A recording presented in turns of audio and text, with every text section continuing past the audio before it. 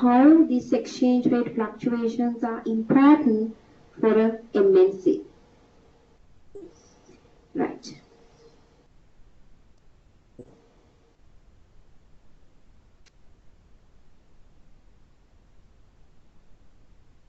Hope you can you are okay with the impact of exchange rate fluctuations for an organization, especially MNC. Right. If we move to the next slide. Okay. Now here I have keep a. Let's say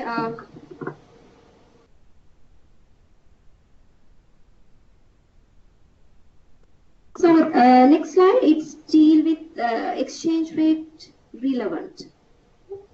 Now, these arguments are there to say, no, exchange rate changes are not relevant.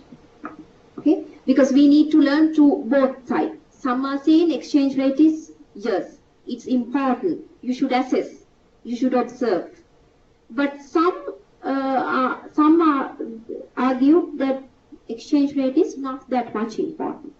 Right? Now earlier we have learned why exchange rate is important, why it is relevant. Now I'm going to explain 3 arguments which indicate that exchange rate is not relevant or irrelevant.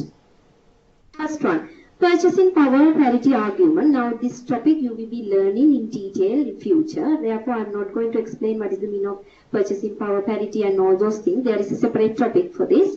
Okay.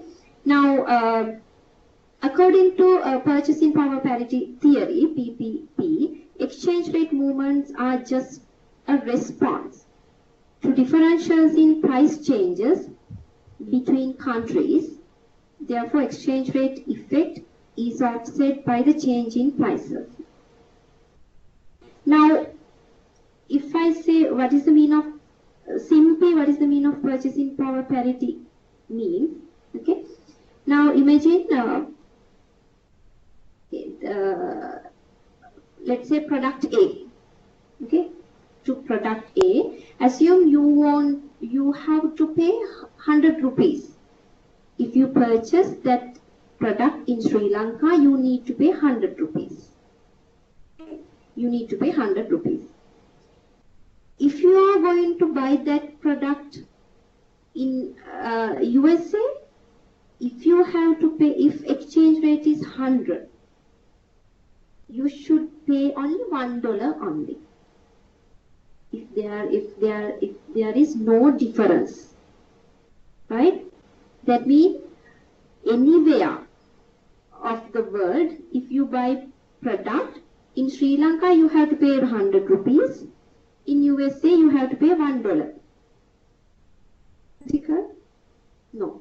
Sometimes in Sri Lanka, some products are very expensive, but you can purchase same product in USA at a very lesser price. So that's why some are go there and purchase some products, and you can resell here at a high price. Okay, so that is a business. Okay? If you can purchase any type of product at a cheaper price in any other country, what you can do is you can purchase that product and you can come here and sell in Sri Lanka at a higher price. Same product, no difference. No difference. So if there is, that means that there shouldn't be any difference actually. There shouldn't be any difference. Okay? Now this purchasing power parity theory argues that exchange rate movements are just a response to differential in price changes between countries. Therefore, exchange rate effect is offset by the change in prices. They argue that this is a change in prices or difference in prices. Okay? Therefore, if you change the price of the product, you can eliminate the effect of exchange rate. Okay? That means here you are paying 100 rupees. If you can change the price of the product of USA to $1, then no problem. The problem is there if you have to pay, let's say $0.9, $0.8. But here you have to pay $100. Exchange rate is $1 equal 100. Okay? That means here you have to pay 100 rupees in Sri Lanka. There you have to pay $0.8. That means it's like 80 rupees. It's like 80 rupees. Now you can see there is a difference. Okay? So this purchasing power parity argument say if you increase the price of that product to $1, then no impact of exchange rate. So that is one argument. Okay? If we move to the next slide, investor hedge argument. What do you mean by hedging? What do you mean by hedging? Simply, it's like protecting. It's like having a shield, right? Hedging. That means it's like protecting. That means any measures that we have taken to protect from risk. Investor hedge argument. Now, this, according to this argument, it says this assumes that investors have complete information on corporate exposure to exchange rate fluctuations, as well as the capabilities to correctly insulate their individual exposure. What is the meaning of that? Complete information. Complete information. Now, if you think about information, you may have learned information asymmetric of information. What is the meaning of asymmetric of information? Okay, risk mitigating. Thank you, Vithan, again. Yes, risk mitigating. Hedging means. Okay. Yes. Complete information. Okay. Asymmetric of information.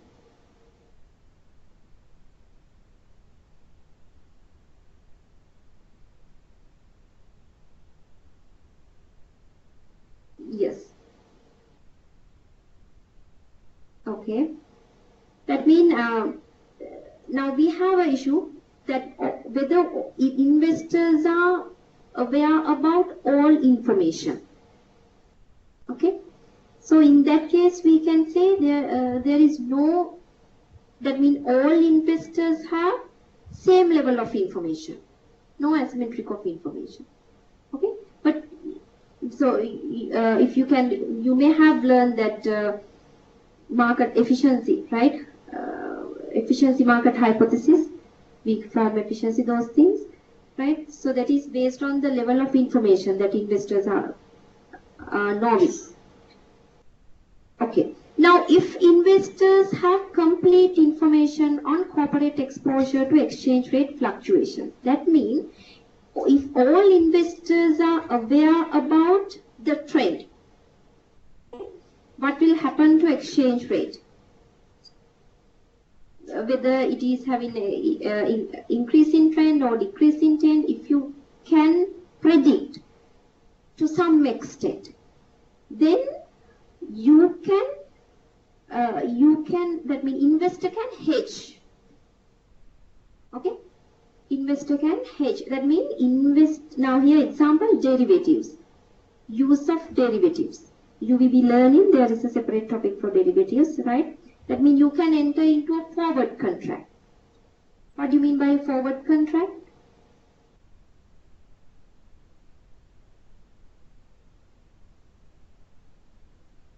Yes. Now imagine you have purchased some raw materials from a foreign producer, and you say, okay, I will pay the money in 3 months at this exchange rate. You have already agreed with the exchange rate, which we call as forward exchange rate. Okay, that means ad hocly we cannot decide that forward exchange rates. There are techniques, there are equations how to decide the forward exchange rate. Okay, by looking at the trend. Okay, by looking at the trend, we can agree on an exchange rate. Okay, I settle the amount, but at this exchange rate. Okay, the actual exchange rate at the end of the 3 months may be different from the forward rate, from the agreed amount. Okay, it may be ended up with a profit or a loss. If you have done the transaction at the actual exchange rate, sometimes you may be okay. But anyhow, you can't predict. You can't predict. That is the meaning of risk. If you can predict something, then no risk. No. If you cannot predict, means you are facing a risk. Okay? Therefore, you can enter into a forward contract. You can use a futures contract or option, whatever, right? So there you can use derivatives. If you can use derivatives, will exchange rate fluctuations are matter for you? If you know that you will be settle the transaction at 125, let's say exchange rate, right? Then if actual rate is 123 or 128 or 150, does it matter for you? No, because you are doing the transaction at 125.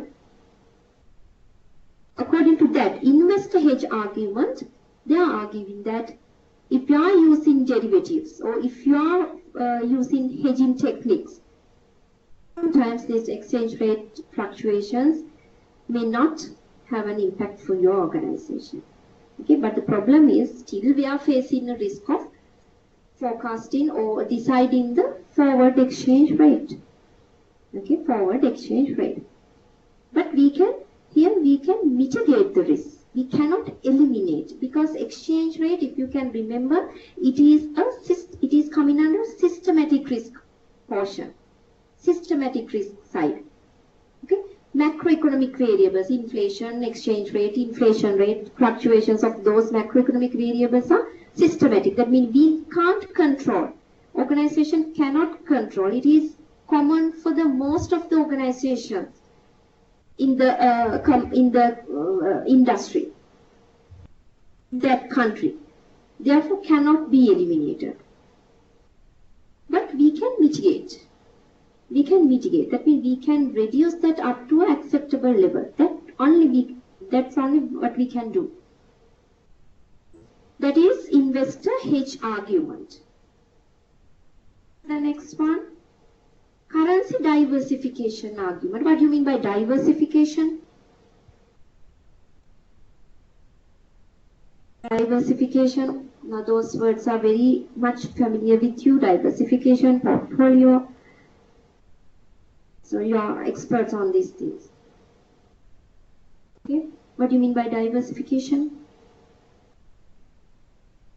I believe I will get an online answer. Diversification. Here currency diversification, not product diversification, right? We are not talking about a portfolio, that means invest in different types of companies, different types of assets. That is portfolio in investments, right? Product diversification means you are producing different types of products. Okay, that is product diversification. Here, currency diversification. Look at the given description. If a MNC is well diversified across numerous countries, its value will not be affected by exchange rate movements because of offsetting effects. Sometimes exchange rate relating to dollars may be increasing. Exchange rate related to Japanese yen may be decreasing. Okay, that means rupee may be depreciation in terms of dollar, rupee may be appreciating in terms of UK pound. Okay, now you can see if you are dealing with different currencies, that we call as currency diversification. You are not dealing with only with dollars. You have foreign transactions in UK pound, in Deutsche Marks, in Indian rupees, right? Maldives rupiah, different currencies. So if you have a very diversified currency, right? If your organization is well diversified across numerous countries, which are using numerous currencies, its value will not be affected because one currency is appreciating, one currency is depreciating. Therefore, final impact may be very less. Okay? Offsetting effect, that we call as offsetting effect. Currency depreciation may be offset by a appreciation in currency. Ultimately, there will be no change to the value of the firm, no change to the cash flows.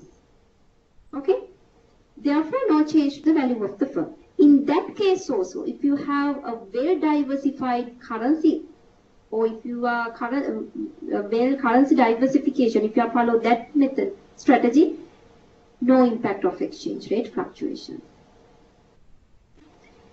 Right. So those are the three arguments. Those are the three arguments which are said in exchange rate is irrelevant. But before that we have learned exchange rate is relevant. So you should learn both. You should learn both. Okay? Right. So with that we have learned importance of exchange rate, whether it is relevant or not.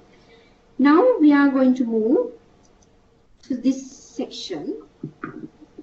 Entities foreign operations may be in two ways.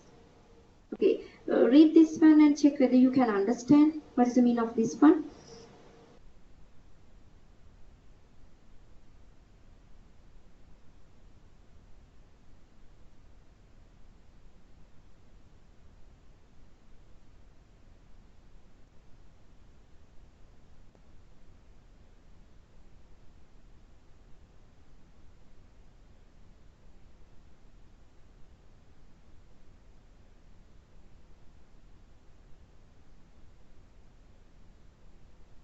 Okay, look at this one, transactions in foreign currencies, foreign operations.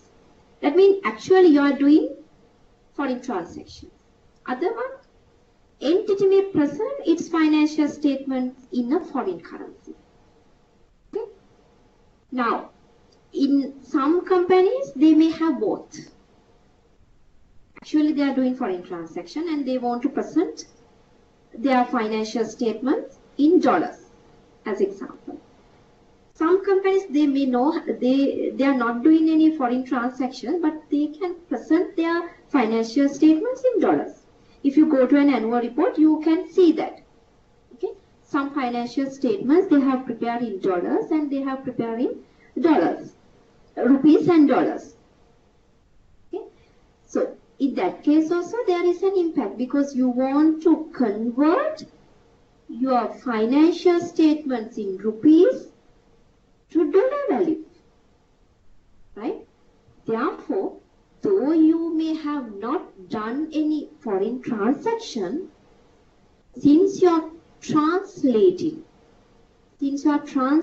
your financial statements into dollar, you may have a foreign exchange gain or a loss. Okay, clear?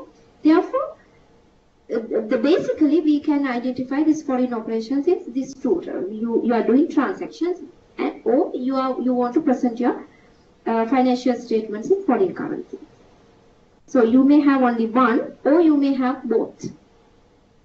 Okay, you may have both. Right. Now, exchange rate exposure. What are the types of exposures? What are the types of risk which are arising due to exchange rate fluctuations? Now here we can identify three types of exchange rate exposures. Translation, or we call that accounting exposure. Transaction, economic exposure.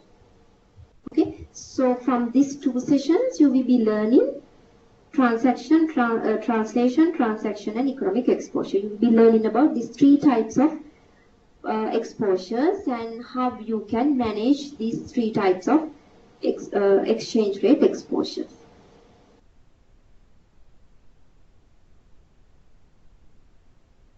Translation exposure. Translation exposure arises from the need to convert financial statements of foreign operations from the local currencies involved to the home currency or reporting currency. Okay. Now imagine the parent company is in Sri Lanka. Your subsidiary is in India. Okay. Now, what do you mean by local currency? What do you mean by home currency? If we say Indian rupees and Sri Lankan rupees. Home currency is Sri Lankan rupees. Yes. Local currency? Indian rupees. Local currency means the currency that subsidiary is working with, right? Subsidiary is dealing with the local currency, Indian rupees. But we want to report in home currency, Sri Lankan rupees, or reporting currency. Reporting currency means the currency which we are going to present our financial statements.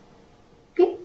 So if you are going to present your financial statements in dollars, then your reporting currency may be dollars. Your reporting currency is dollars. Okay. So if you want to report or present your financial statements in rupees, then home currency and reporting currency is same. Okay. Right.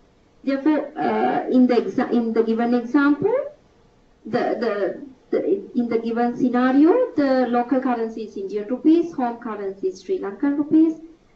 If they are present their financial statements in dollars, then reporting currency maybe is dollars.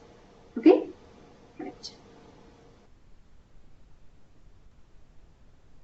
Now, we want to translate financial statements of foreign operations.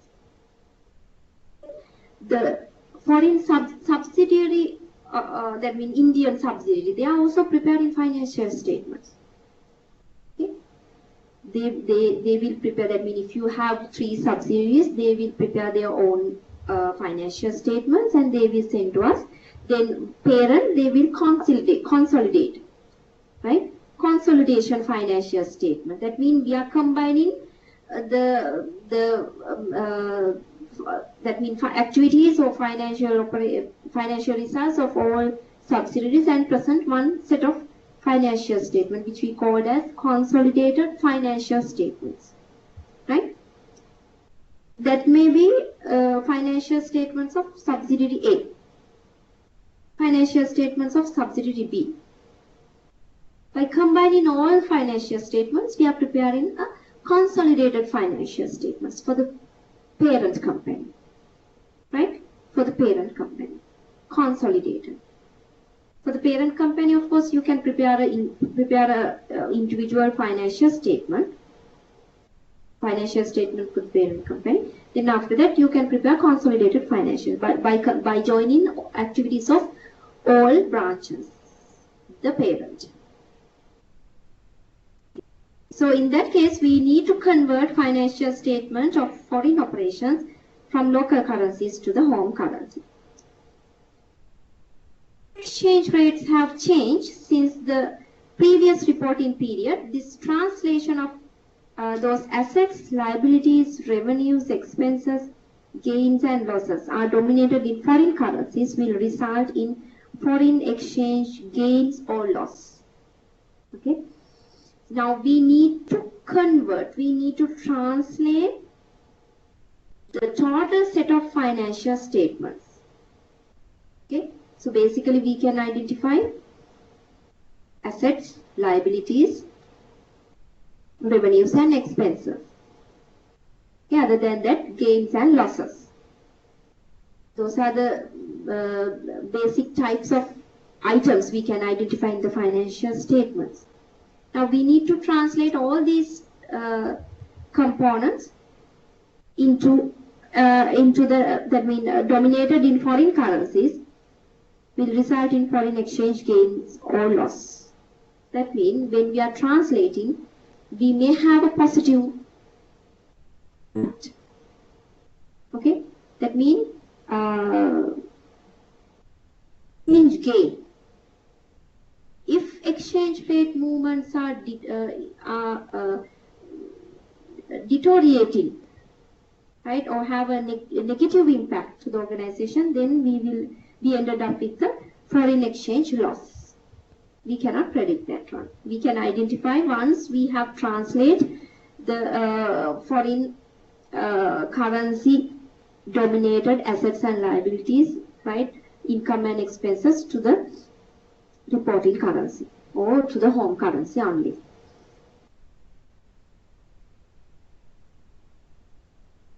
Companies with international operations will have foreign currency dominated. Yes, we know, we can agree with that. Home country investors are interested in home currency values. Okay. Now imagine parent company is in Sri Lanka. Okay. That means investors want the result in home currency values. They are not bothered about what is the value of this asset in Indian rupees. No, what is the value in rupees, Sri Lankan rupees. That's what that is what investors are wanted to know. That's why we have to translate these things. Okay. That's why, because these financial statements are there to give information to the investors, to all stakeholders, primarily for the investors, shareholders. They are referring these financial statements. Okay? So no point of providing financial statements in Indian rupees. Investors want these figures in Sri Lankan rupees. Then only they can identify what has happened, what these managers have done with our money that we have invested. Okay, whether they have utilized this in an efficient way, whether they have worked to maximize our shareholder wealth, then they can assess. So that's why companies are translating these figures, subsidiary informations to the reporting currency or home currency.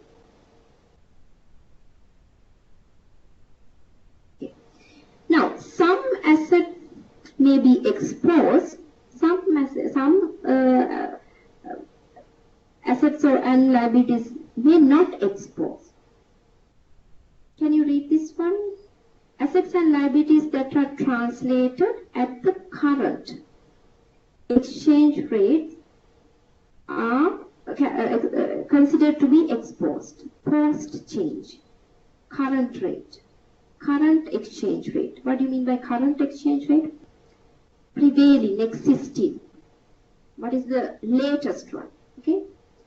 Those are translated at a historical change. Exchange rate are considered to be not exposed. Okay.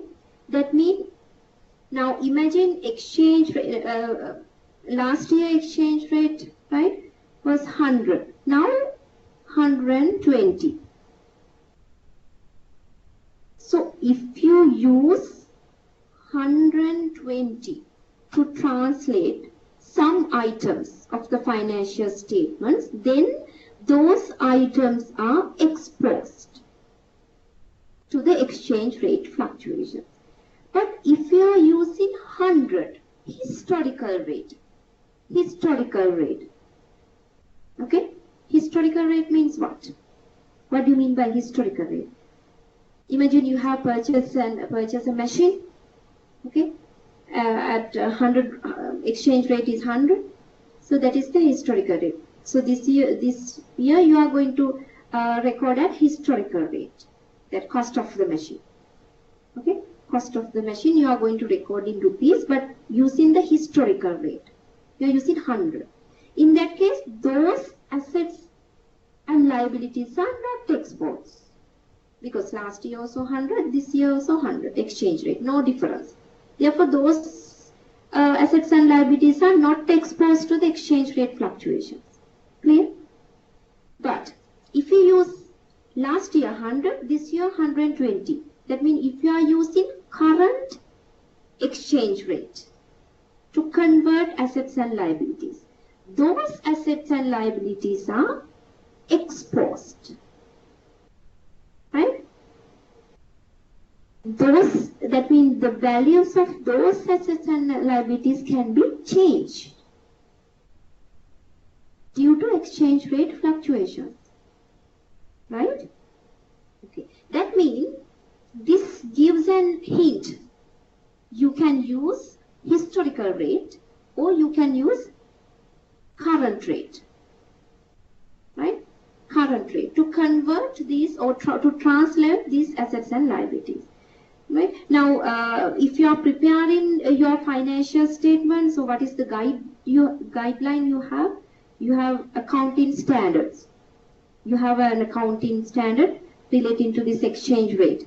Okay, so you can refer to the accounting standard and you can identify what are the guidelines the standards has given, right? So they may say, now according to the standard, they are saying, okay, we are going to learn the translation methods later. So until that, all monetary items at current rate, all non-monetary items at historical rate. Likewise, they have explained what you mean by monetary items, non-monetary items. So they have given how you should translate these assets and liabilities. What is the method you should follow? Okay. Otherwise, why there is a guideline? Why there is a guideline? Why they have say, okay, you should follow this way. Otherwise, you can use this exchange rate fluctuations to show, that mean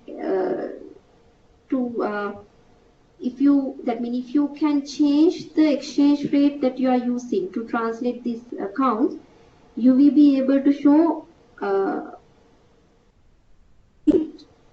right, or loss. Okay, that means intentionally you are going to increase your profits or reduce your profit, maybe due to other advantages, maybe tax savings, or you want to attract your investors. There may be other objectives. Okay, therefore that means these guidelines are there to control that means unnecessary usage of this exchange rate fluctuations, right? That means this is not to create an unnecessary benefit to an organization. Therefore, if you are following, all should follow this. This is the way. This is the way you should keep accounts. This is the way you should translate your accounts. Then, if all are following that method, then no one can get additional benefit. Clear?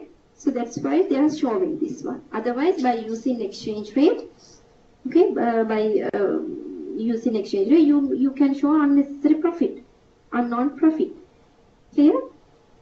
Okay.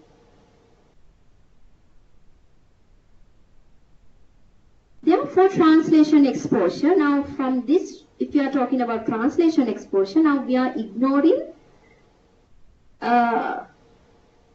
this green color one. These things we can ignore, right? We can forget about these things because these assets and liabilities are not exposed. We should worry about the exposed assets and liabilities, right? Therefore, translation exposure is simply the difference between exposed assets and liabilities. Okay, difference between exposed assets and liabilities only. Right. Gain or loss in accounting nature. This is in accounting nature. No cash flows are necessarily involved. What is the meaning of that? So if there is a foreign exchange gain, there is a figure which is called as foreign exchange gain. Can we have any cash flows related to that one? No, it's just a figure in accounting nature. No cash flows are necessarily involved because that figure is there because we are translating account set. No cash flows are involved. Right? Okay. Translation methods. Now here I'm going to explain 4 translation methods. Okay, so if you want a break, so we can continue. Okay. Current, non-current method, monetary, non-monetary, the temporal method, the current rate method. So these are the methods we can follow to translate. First we'll look at current and non-current method. Okay. Can you read out this one? Check whether you can understand.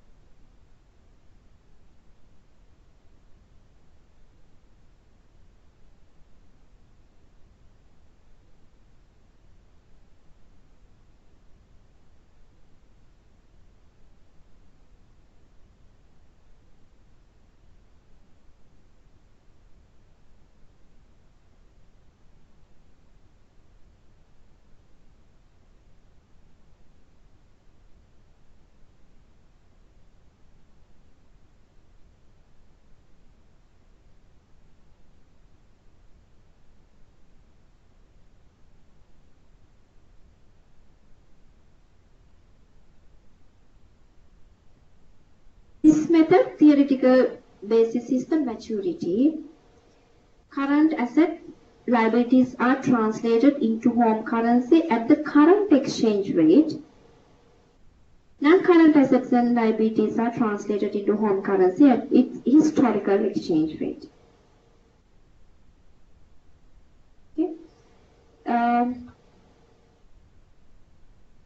Okay. What do you mean by maturity? So how we distinguish this is as a current asset, this is as a non-current asset? Yes.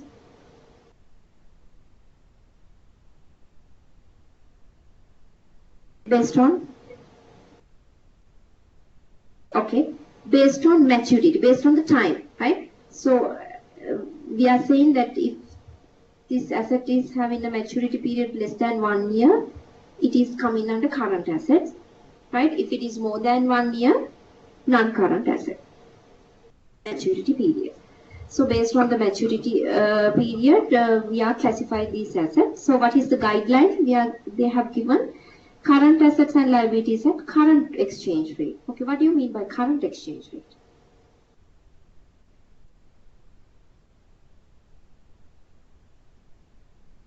Yes.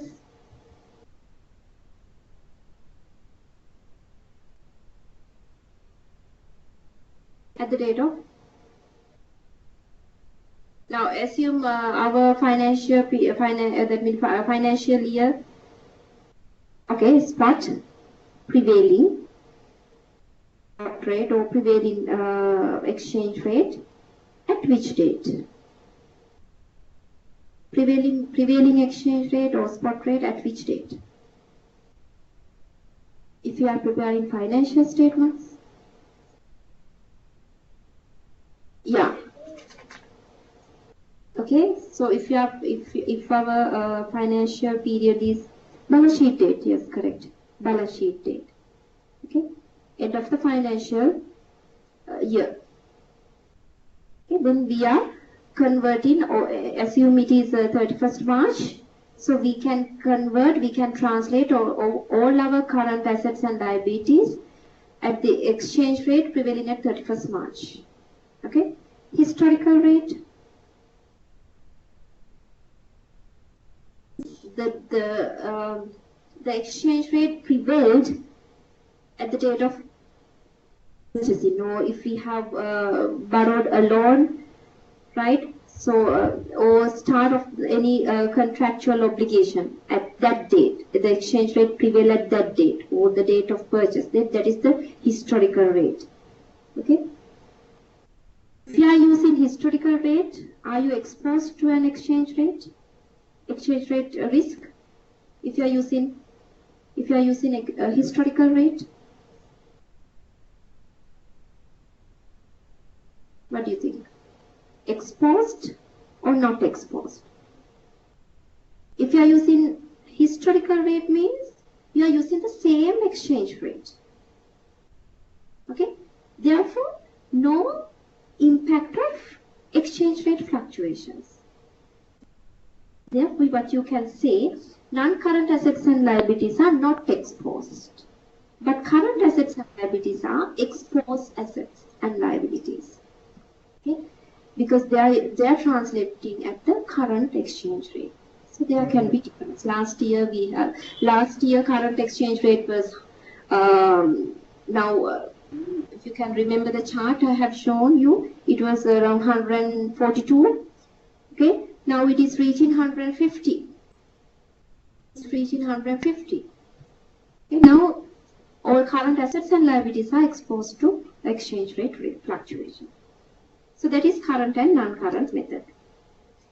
Okay, example, foreign subsidiary with a positive local currency, okay, working capital will give rise to a translation loss from currency depreciation. Okay, what do you mean by this positive local currency working capital? What do you mean by working capital? So this is just an example, right? Working capital?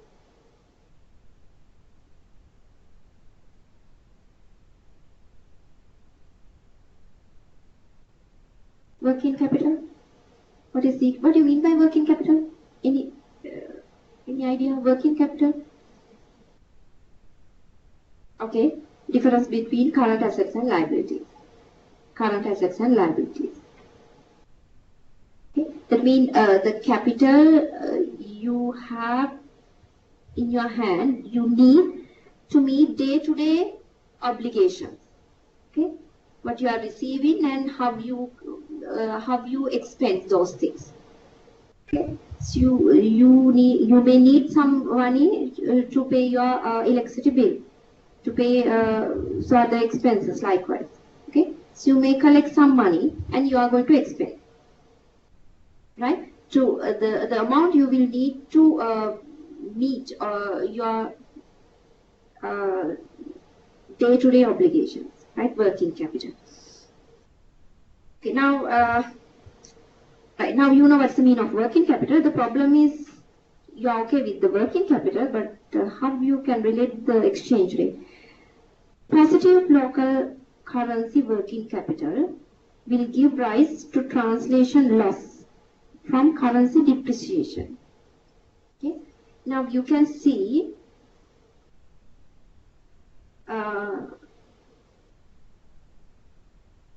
first, now you have to apply working capital condition and currency depreciation. Two scenarios. Now we are going to relate two theories, two concepts together. Now as example, if I explain this one to you, okay.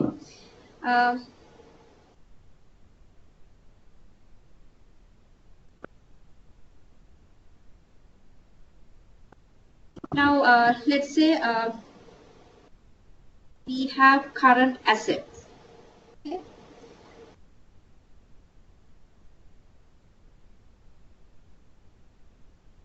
Let's say 1,000. Okay. And current liabilities, assume these figures are rupees.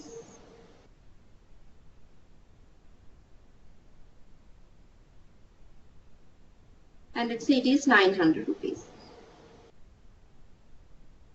Okay, so if you go back to the slide number 28, positive working capital in local currency.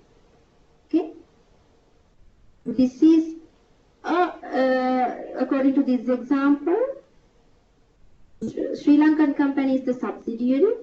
Let's say parent company is in USA. Parent company is in USA. All right. Now here, exchange rate. Let's say it is 100. Okay.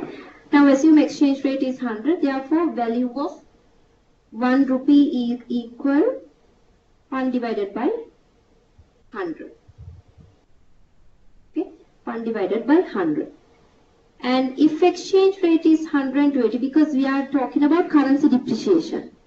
Currency depreciation, now you can see this is currency depreciation. So, now value of 1 rupee equal 1 divided by 120. Okay.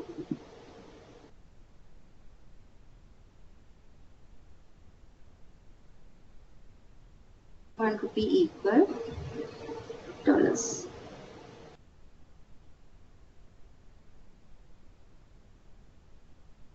$1 equals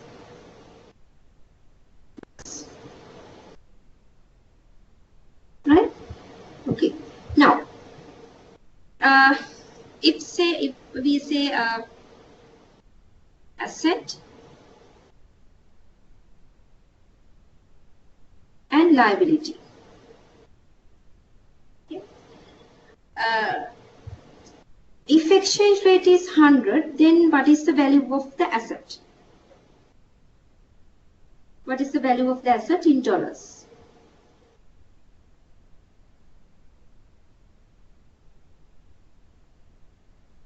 $1,000 into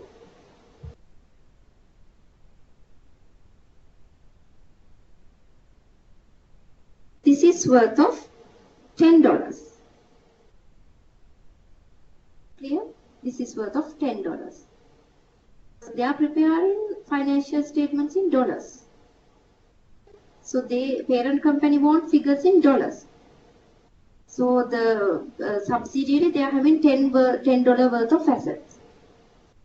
ET. What is the value? $9.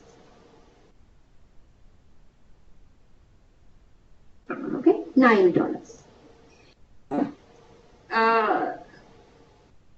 The value of liability, if you have taken a loan of $9, will it be changed? If your loan value is $9, loan value is same. $9 means $9. What is changing? To pay $9, how much rupees you have to pay? That is changing according to the exchange rate fluctuations. But the nominal value of the loan in dollars will not change. You have taken loan of $9. So one day you have to settle $9. The problem is with the how much rupees you have to pay to settle the $9. Therefore, the liability of this loan will be not changed, as if you haven't paid anything. Okay? But the value of asset, now it is 1,000, how much? 8.33.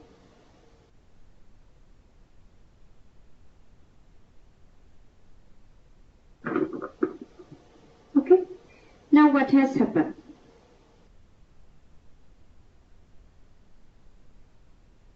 What has happened? What has happened to the value of assets? Earlier it was $10. Now it is worth only 8.33. You can see there is a reduction of value of the asset. It is not due to a disposal, it is not due to a revaluation or right any other techniques. This is purely due to the change in exchange rate. Therefore, now you can see we are experiencing an exchange rate loss. Exchange rate loss. Okay.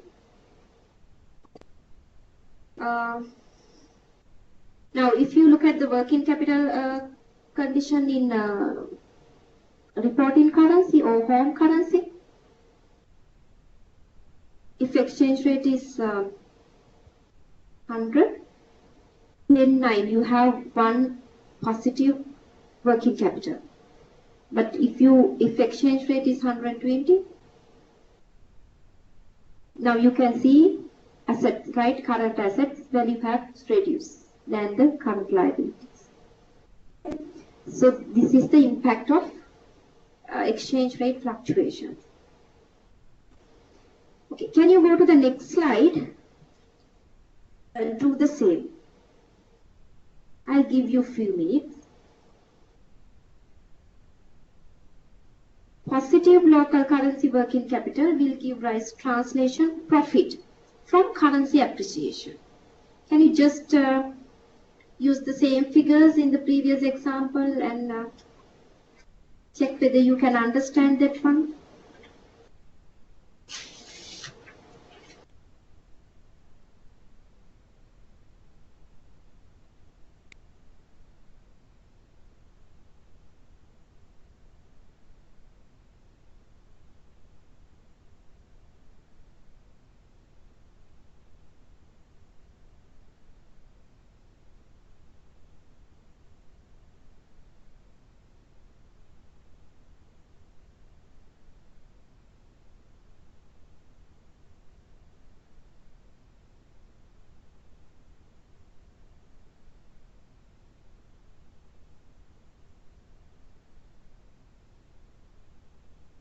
Positive local currency working capital, but we are talking about currency appreciation. So you can use the same figures.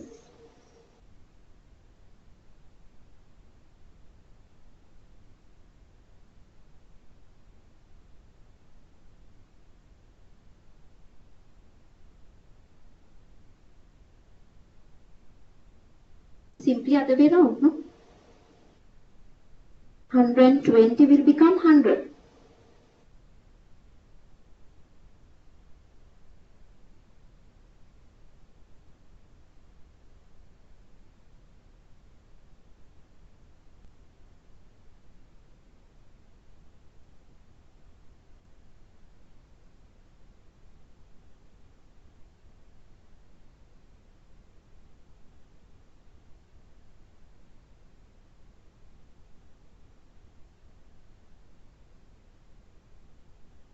So if I use the same figures, then it is easy to understand. Okay, now we are dealing with currency appreciation situation. Okay, that means 20 will become 100.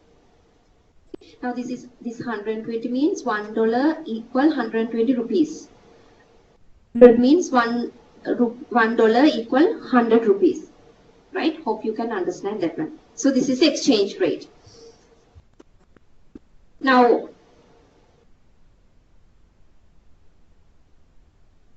assets and liabilities.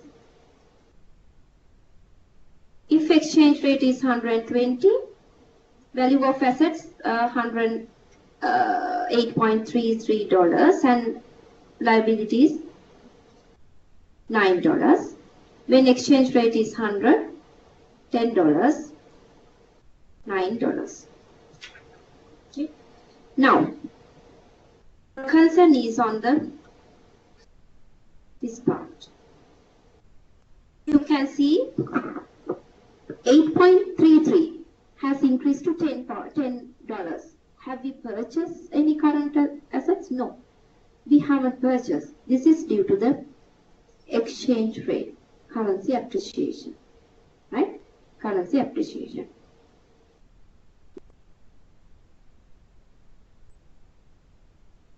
Okay, now this is how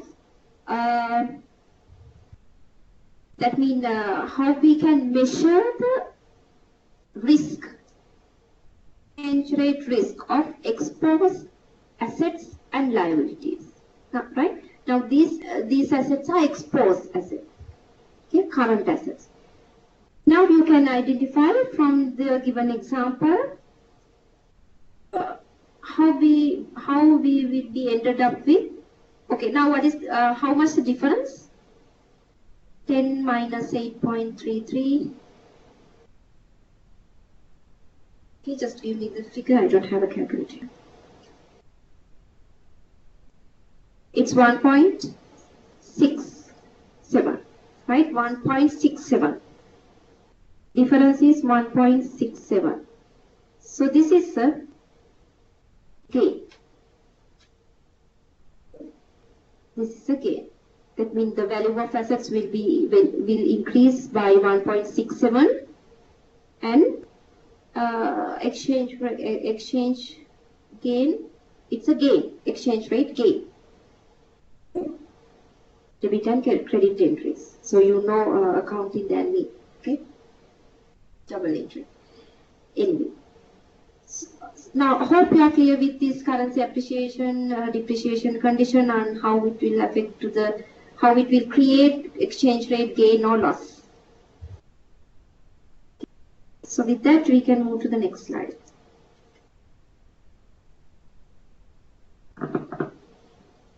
Okay, what is this about? Now all assets and liabilities are appearing in the balance sheet. Okay, but financial statement means, you know, it's a complete set of different components, right? Balance sheet, income statement, and changes in right. There are a lot of cash flows, and here income statement is translated at the average exchange rate, except for those revenues and expense items associated with non-current assets and liabilities.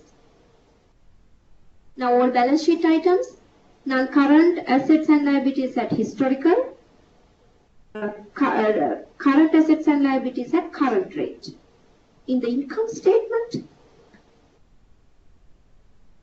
all revenue and expenses are at the average exchange rate. How you can derive average exchange rate?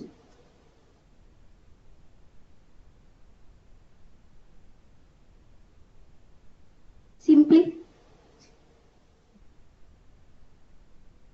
okay, or exchange rate in 1st April and exchange rate at 31st March and divided by 2. Or you can get, you can consider exchange rates at each 12 months and divided by 12. Okay, so likewise you can get an average exchange rate. Okay, or central bank is announcing an average exchange rate, so you can use that one, average exchange rate for this period, for this quarter, for this last year, likewise. So you can use those information and convert your income statement. And except for those revenues and expense items associated with non-current assets and liabilities.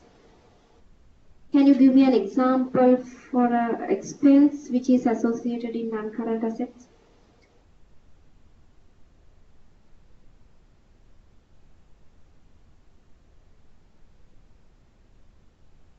Yes. Depreciation. Okay, depreciation. So if you incorporate exchange rate fluctuations for the depreciation figure, sometimes you will be not able to reach 0, right? Simply depreciation means if the value of the asset is let's say 100, and lifetime of that asset is 5 years, then 100 divided by 5, right? 20. You need to depreciate. You have to put 20 as depreciation.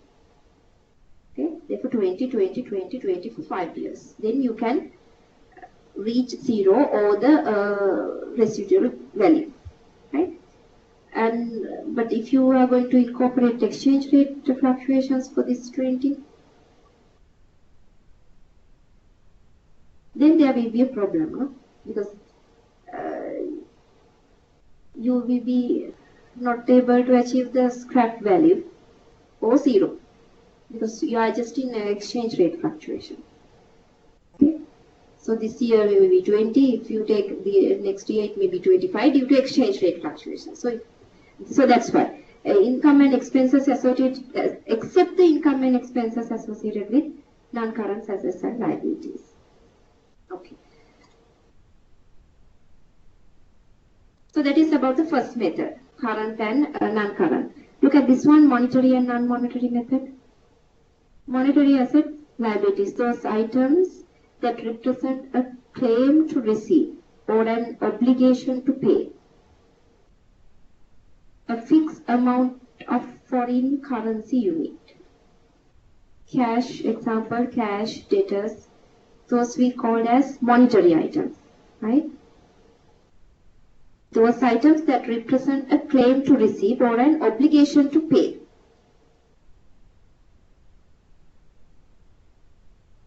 Okay? Obligation to pay. Creditors. It's an obligation. Debtors. It's a receivable. So if you are matching that criteria, it's a monetary item, right? So if you don't have any claim or if you don't have any obligation to pay, so that is non-monetary. Now fixed asset, you will be that means no claim to receive. You will be receiving nothing in future. Okay, so those are non-monetary items. Now, what is the rule? Monetary items you have to translate at current rate. Okay, now you can see that means these two methods more or less same, right? Translated at current rate. All monetary items you have to translate at current rate.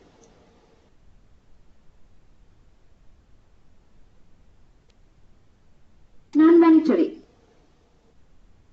physical assets and liabilities, inventory, fixed asset, long-term investments. Okay, so these things you can translate it at historical rate. You can translate at historical rate. Physical assets and liabilities. Non-monetary, okay? Inventory, physical assets.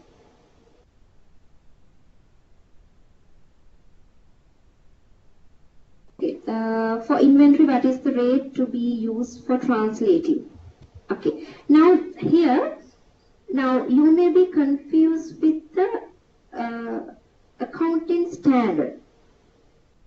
Okay, now these are translation methods available which you can use for translating purpose. Now in accounting standard, if you refer to the accounting standard, they are using this monetary and non-monetary method. Okay. So they have given the method which you should follow. Okay, right? So different countries may be using different methods according to their financial reporting system. Okay, now here I am talking about the 4 basic methods which you can use. Okay, but according to the given reporting framework, according to the guidelines of that prevailing country, these methods can be changed. Right?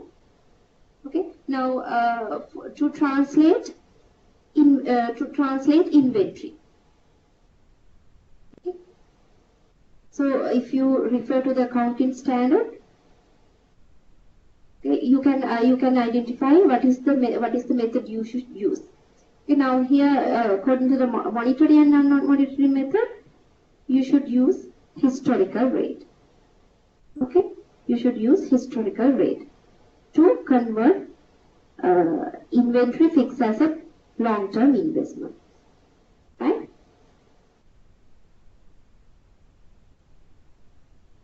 Income statement items are translated at the average exchange rate, same, except for those revenues and expenses items associated with non-monetary items. Again, it says you can use the average rate except for the revenue and expenses associated with non-monetary items.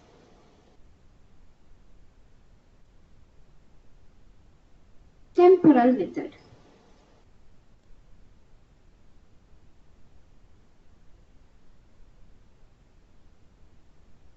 temporal method. So what is the difference? If you read the one modified version of monetary non-monetary method, only difference is inventory. Normally it is translated at historical rate, but it can be translated at the current rate if the inventory is shown on the balance sheet at market value, right? Now, in this case, under temporal method, you can value or you can translate the inventory at current rate, okay, at the current rate or at the rate, right?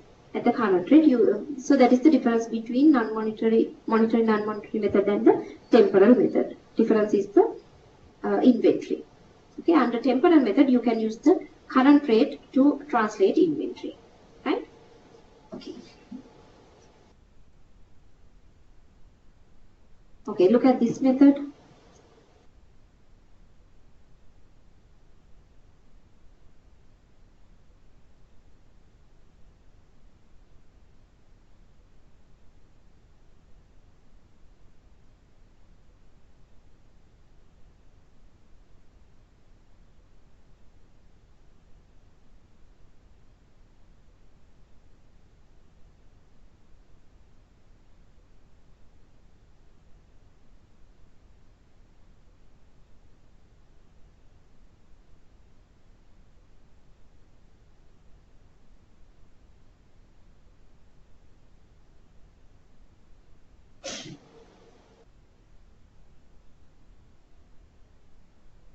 This is the simplest method. All balance sheet and income items are translated at current rate.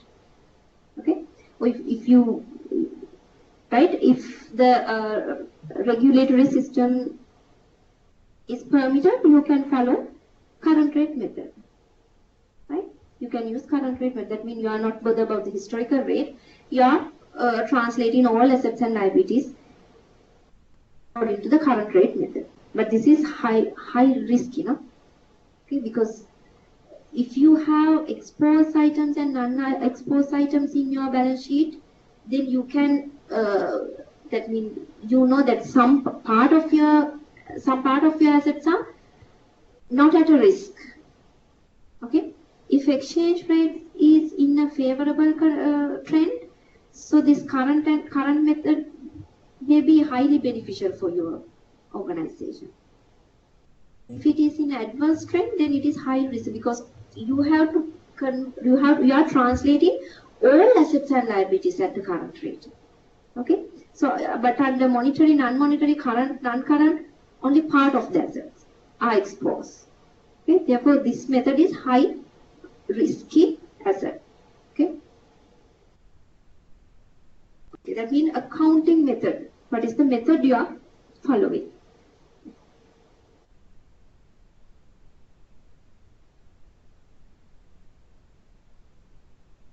Okay, now hope you are familiar with this terminologies. Closing rate means spot exchange rate at the end of the reporting period.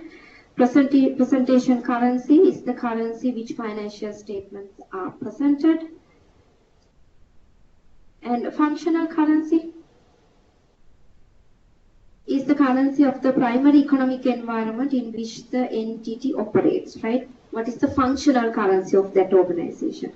That means the currency that mainly influence sales price of goods and services, and or currency that mainly influence labor, material, and other costs, right? So what is the main currency which is affecting to the majority of activities of the organization? That is the functional currency. Okay, so different terminologies.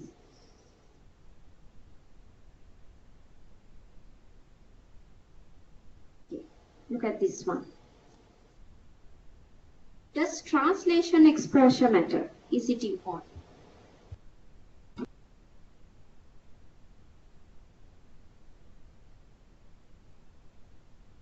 Right now, as we discussed earlier, from cash flow perspective, example, subsidiary remits a portion of the earning to its parent.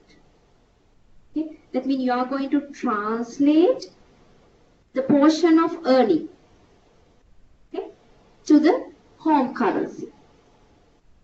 You are translating.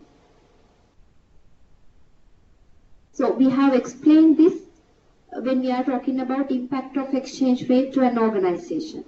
So when you are receiving some income in a foreign currency, and if you are going to translate that amount into a home currency or a reporting currency, you have a, that means there is an impact, right? There may be an adverse or favorable impact for your organization. Then the other one is stock price perspective. What is the meaning of PE ratio?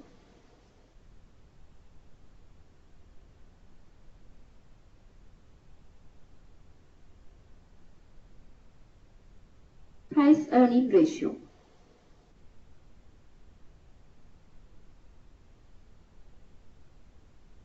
How you can find this one?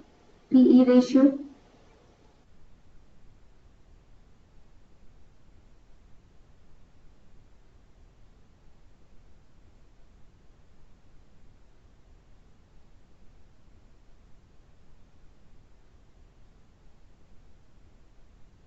Yes, I got an answer. Market price divided by PS.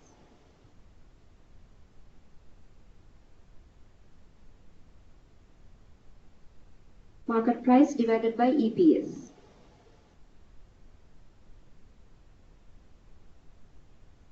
Yes, others, you agree with this one?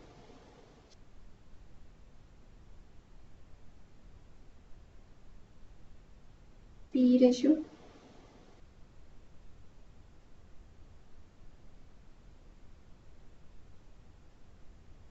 Okay, now according to this given answer, if we say market price divided by earning per share, okay, what does it mean?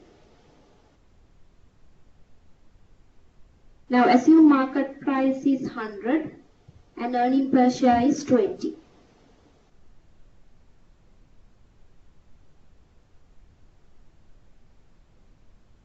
What is, yes, payback? Okay, right.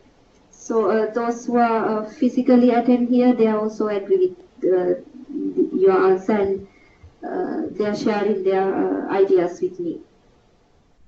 Okay, payback period. That means you should, that means 100 divided by 20 means 5 times, right? So you need to earn,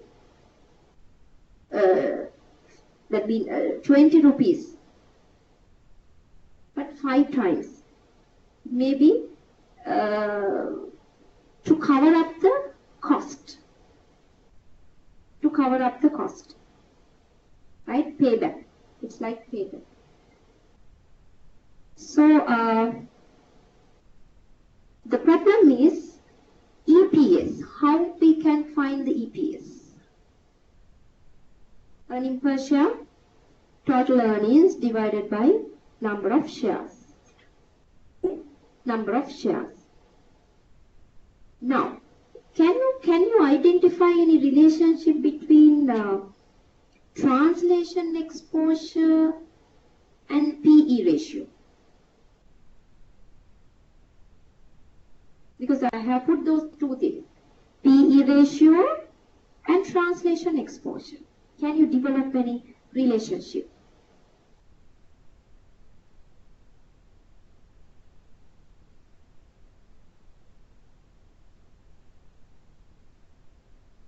Okay.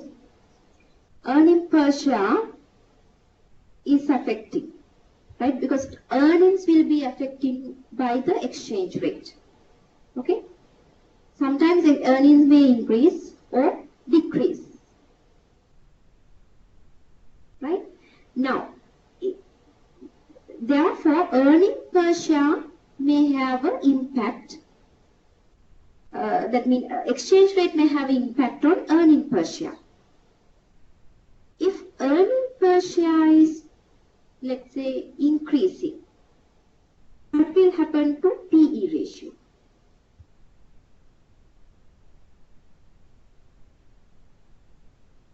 What will happen to PE ratio?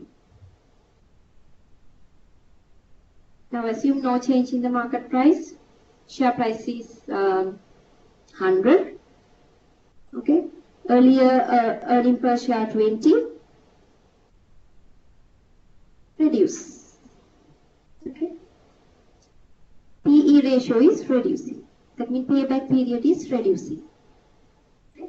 So as a rational investor, what do you prefer? A high PE ratio or a low PE ratio? So yes, if payback period, if PE ratio is 5, and assume payback period, PE ratio is 3. So to which one you prefer? You will prefer for as a rational investor, right? That means normal.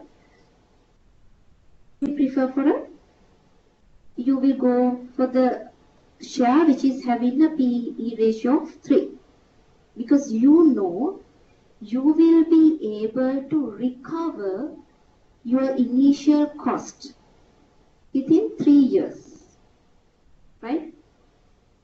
Because earning per share will be calculated per yearly now, right? Therefore, you will be able to cover up your initial cost within 3 years. Okay. So due to time value of money, it's better if you can receive money today, right? Okay. If you wait another 1 year, you know what will happen to the time value of money, right? If you receive 1,000 today, it is more worth than you are receiving 1,000 rupees after 1 year, right? Time value of money. Okay. Now, how this PE ratio will affect into stock price?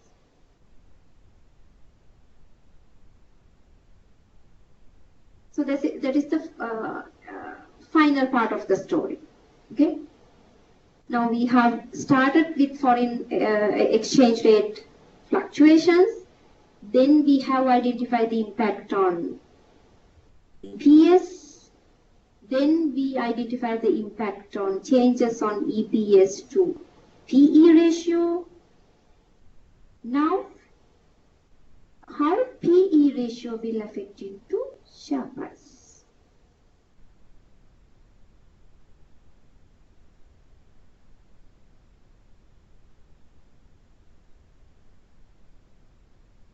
Yes.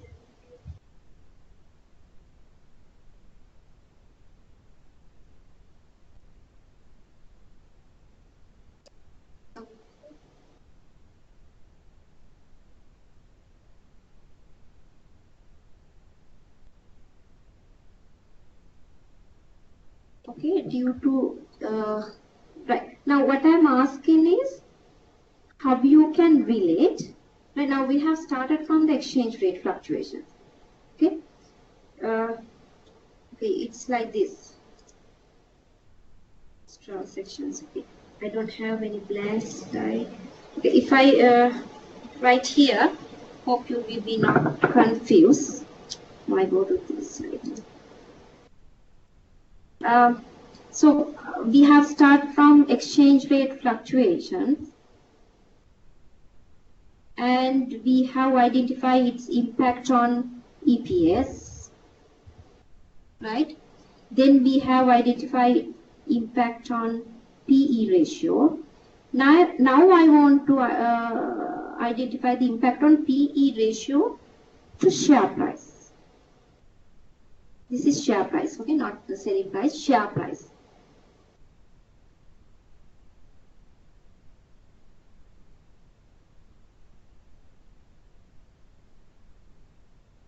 Share price.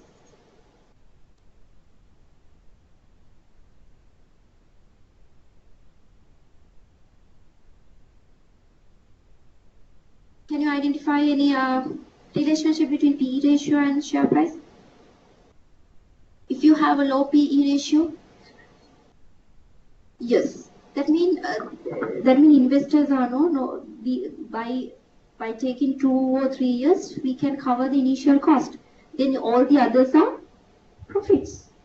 No, if you have cover 100 rupees in 2 years, 50-50, and if you receive something in year 3, that is your profit. Okay, you are earning something extra. That is your additional. Okay. After that, no risk. There is a risk, but no, that means you have covered your initial cost, right? You have covered the initial cost. The risk is that means high risk is there. If you have a doubt whether you are in a position to cover your initial cost at least, right? So high PE ratio always indicate it give a positive signals to the investors about the company, right? About the company. Therefore, there will be high demand, and with the high demand, you can expect high share price, right? High share price. So that is translation exposure, the impact of translation exposure for the cash flows and for the price, right?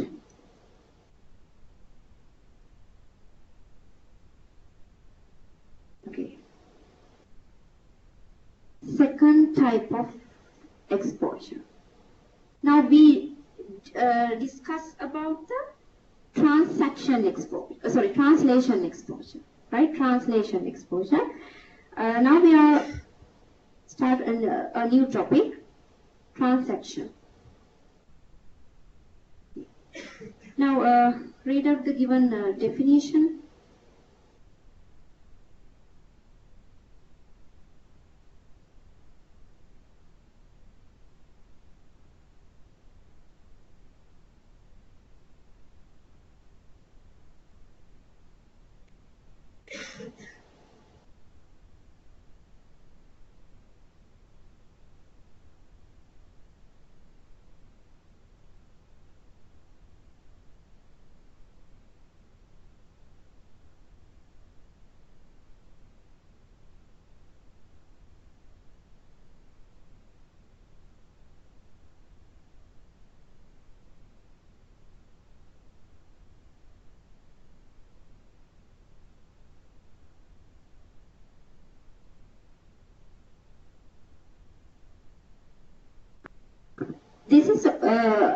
This occurs from the possibility of incurring future exchange gains or loss on transactions already entered into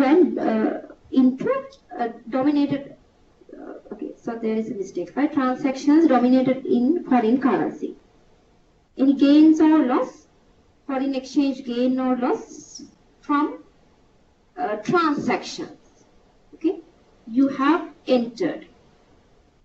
Now, some of these unsettled transactions are already listed on the balance sheet. Currency dominated debt and account receivable. Okay. So other obligations are not listed on the balance sheet, such as contracts for future sales or purchase.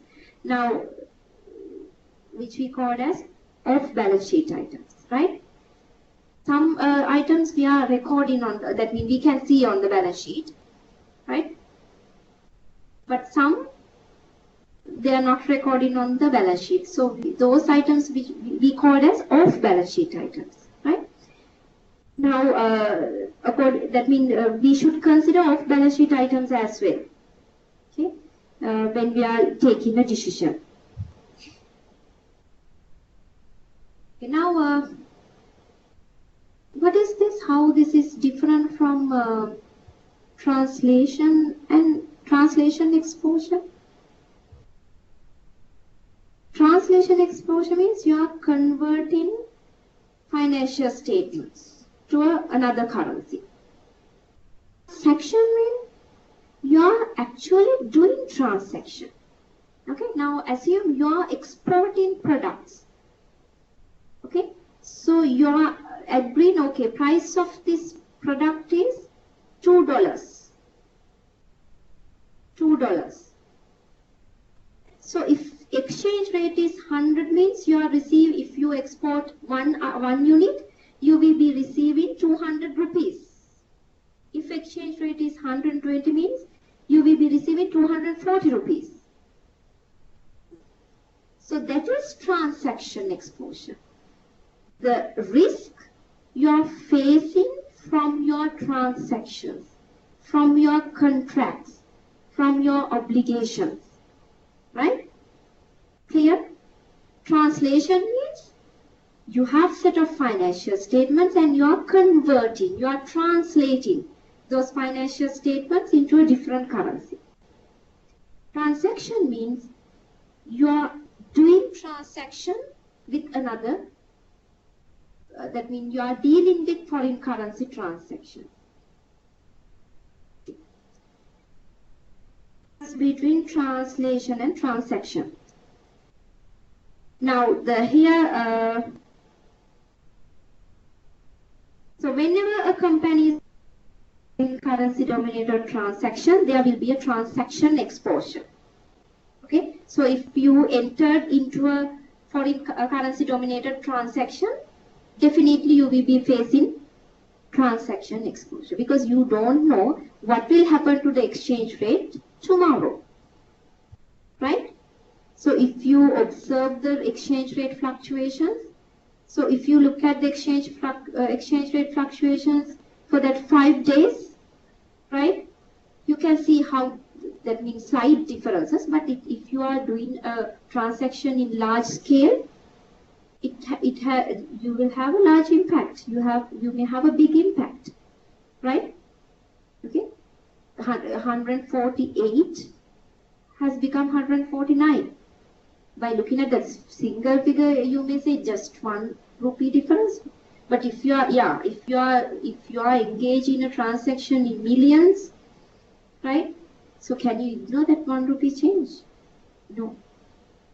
Right? Even 0.002, that it's a matter. Okay? Right. So because they will result future foreign currency cash inflows or outflows. Right? Now assume you have entered into a contract with the foreign buyer. Okay? I need 3 months. I will produce this product, a particular product, and will send you in 3 months. Okay? Within 2 months, you settle the amount. This is the contract. Have you started your production yet? No. Have you received a cent, any single dollar yet? No. Okay? So all these are related to future cash flows. Future cash flows. Right? So that is the importance. You know what is the importance of future cash flows for an organization. It's directly affected to the value of the firm. Future cash flows. That means you're forecasting, you're predicting this much may be the amount. Okay? You're forecasting. So for future cash flows, again you are having a risk. If you are not correctly derive that figure, then you are facing a forecasting risk. It's a different story, right? That is forecasting risk. But apart from the forecasting risk, you have an exchange rate risk for these future cash flows, right? If you are entering into a foreign contract. Okay. Because this will result in a future foreign cash inflows or outflows. Okay. Now assume you are entering in, that means you have borrowed some amount from a foreign bank. Okay, let's say $100. It's not a sufficient amount. Let's say right, $1 million. Likewise. So you need to pay back. The problem is, as I said earlier, how much, what is the rupee equivalent amount you have to pay that, to settle that dollar value. It changed due to the foreign exchange rate fluctuation. Clear? So that is the, so it is related to future cash flows because you are not paying in dollars, no installment. Okay, you pay a rupee equivalent amount. You go and pay to the bank, right? Rupee equivalent amount. Let's say installment is $10. Each rate is 100. You have to pay to the you have to pay to the bank 1,000 rupees. If exchange rate is 120, to pay the same $10 installment, you have to pay 1,200. Future cash flows, right? So you don't know what is the rupee equivalent amount you have to pay next year because of the exchange rate fluctuation. Dollar value is not changing. Amount is $10. Value of the loan is $1,000. That is not changing, right? The changing is the equivalent amount of rupee. Right. So therefore, transaction exposure always relating to future cash flows. Okay, now look at this example, very simple example.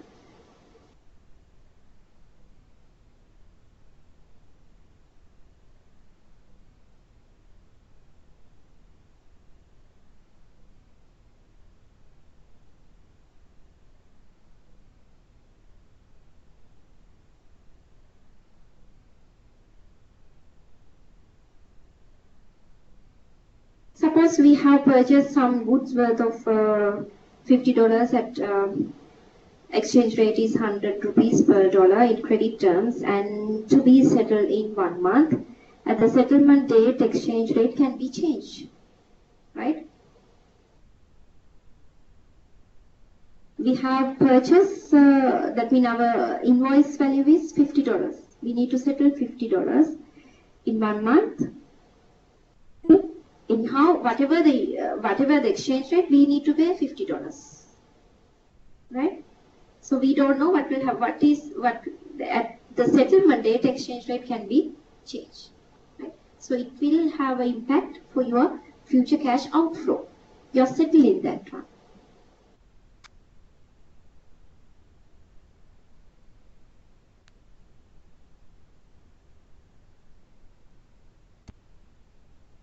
Okay. Right. Now, proactive measures to guard against transaction exposure involve entering into foreign currency transactions whose cash flow exactly offset the cash flows of the transaction exposure. What is the meaning of that? How we can manage transaction exposure?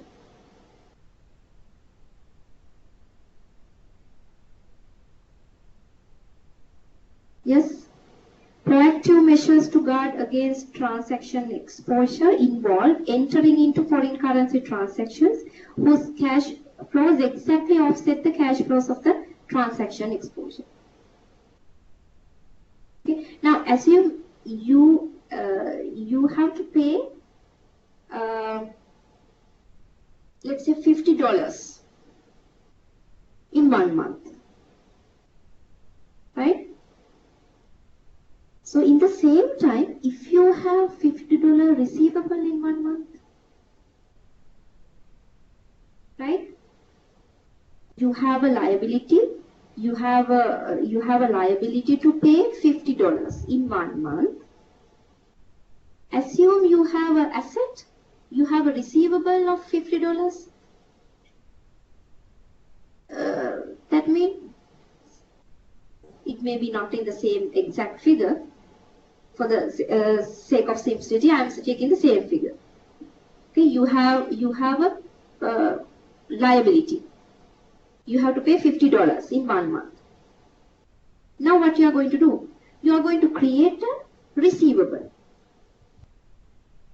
Right? That means in 1 month you are paying $50, but you are receiving $50 in 1 month at the same time.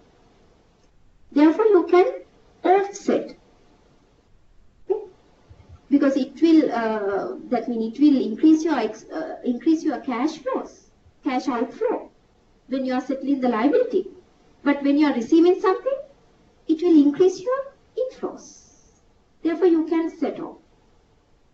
So likewise, you can manage by creating same cash flows, which is offsetting the outflow. So are you clear with that one? You have a liability of $50 because you don't know what will happen to the exchange rate. So there are other terms. You can use derivatives, right? Which is the next slide. So if you are not using derivatives, simply what you can do is you are creating a receivable, $50, right? So after 1 month, you are paying $50, but you are receiving $50. Okay, so you are that means equal. That means assume if exchange rate is 100, you have to pay 5,000, but you are receiving 5,000. That impact of exchange rate has eliminated. One side you are losing, but from the other side you are receiving. Okay, so that is the simple method, but actually can we do that in practically? Sometimes we are not in a position to do that. So that's why we are using these type of proactive measures, right? Forward contracts, future contracts, currency option, money market, hedge. So I feel this thing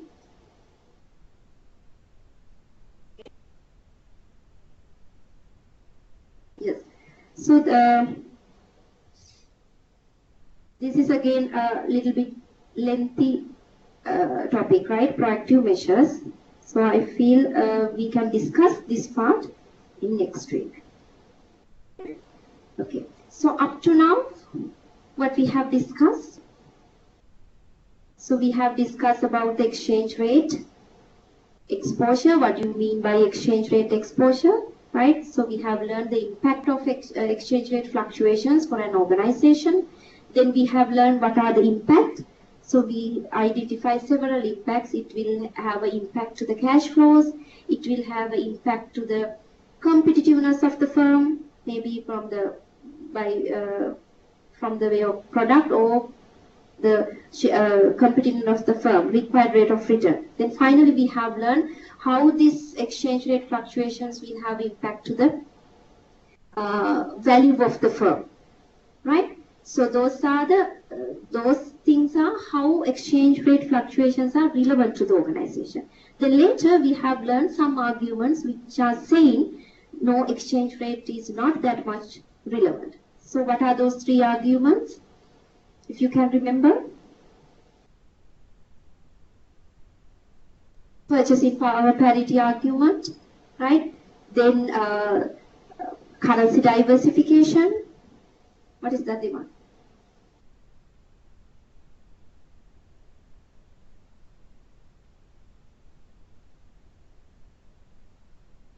Okay, you have a good memory capacity.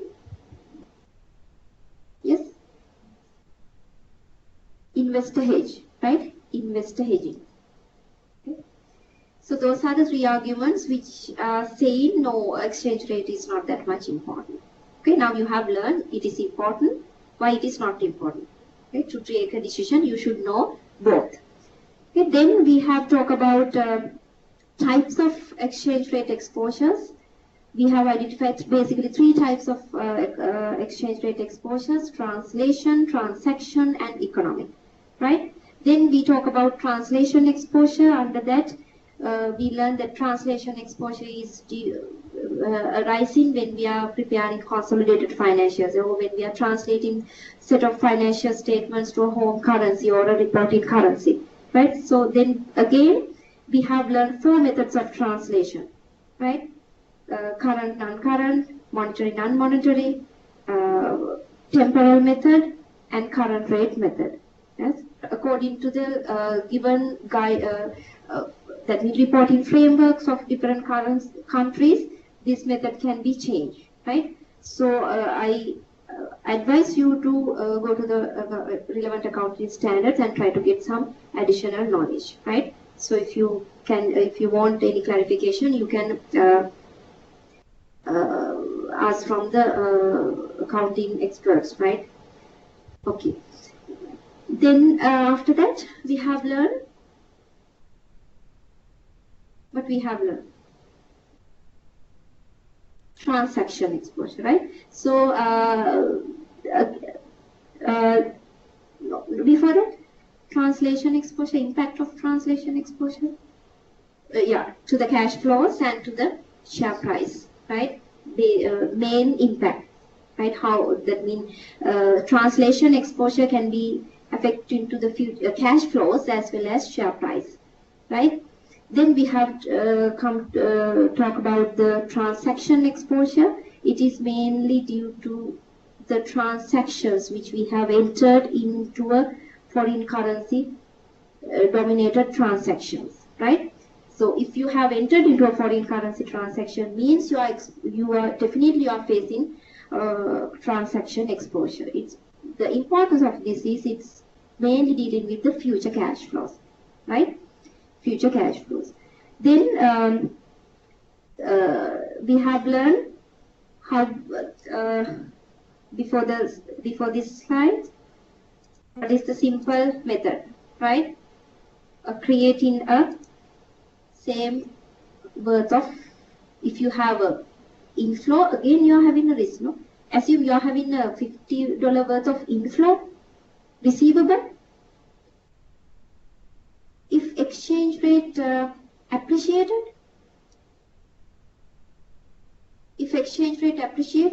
what will happen? You are supposed to receive 120. If exchange rate is depreciating, instead of 100, you will be receiving 120 per dollar. If exchange rate if rupee appreciated, then you are receiving 100 instead of 120.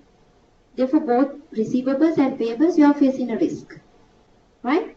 So if you have a foreign currency payable, simply what you can do is you can create a foreign currency receivable. If you have a receivable, simply what you can do is you can create a foreign currency payable. That is the simple method, right? But apart from that, next week we are going to discuss what are the more advanced techniques, how we can use derivatives to manage transaction exposure, right? And that part and the economic exposure, the other third type of exposure, right? Okay, so with that I'll wind up the lecture. Thank you very much.